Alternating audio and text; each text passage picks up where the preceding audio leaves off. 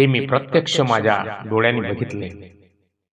थायलंडचा राजा असेल, पण भिक्खूंसमोर जेव्हा येतो तेव्हा एक साधारण उपासक होऊन तू गुडघ्यावर बसून, भलेही भिक्खू रस्त्याने चालत असतील, पण राजा आपल्या जे काही वाहन असेल, गाडी असेल, फोर व्हीलर असेल, त्या फोर व्हीलर मधून उतरून गुडघे टेकून भिक्खूला वंदन करतो.